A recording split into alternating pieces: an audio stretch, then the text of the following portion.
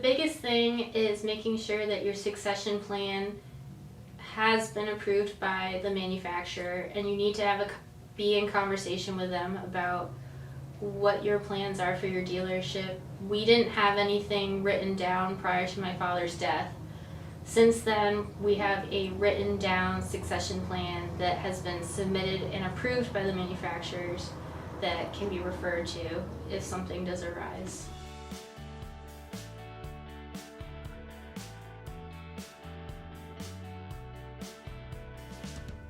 Due to my relatively young age, it's a little bit unique, but if something were to happen to myself or my mother and the family did not want to continue ownership of the dealership, it would pass to an employee buy-in program, which would be overseen by a designated person who has specifically been named in the succession plan.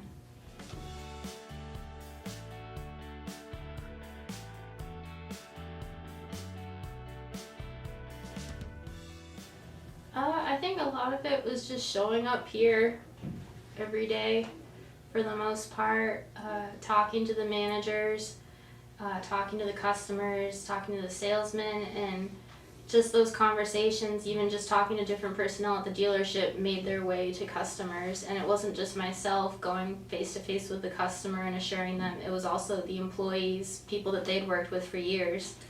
And I think that spoke volumes, that I had the support of the employees, and if that hadn't happened, I probably would be in another line of business currently.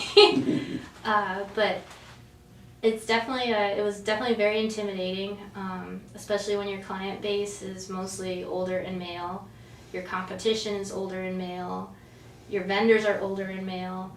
So it's definitely been very eye-opening, and it has its pros and cons. Sometimes we've been written off, or people don't think much or underestimate us, and we prove them wrong. And it also has worked out with trying to get municipal bids and things like that, where we technically classify as a minority-owned business, which is unfortunate, but it's true.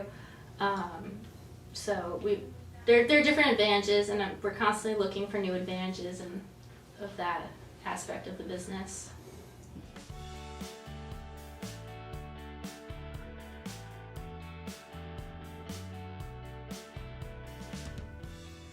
I think I would have sat down with Bill earlier and probably looked at tasks and things like that and divvied up responsibilities. I think there was a time we just got thrown into a crisis period, and there was never really a discussion or planning period. It was more like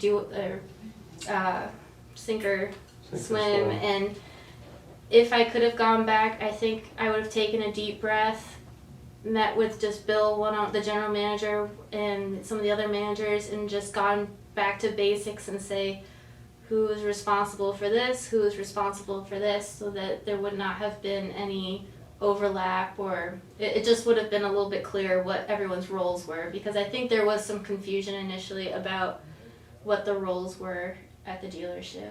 Mm-hmm.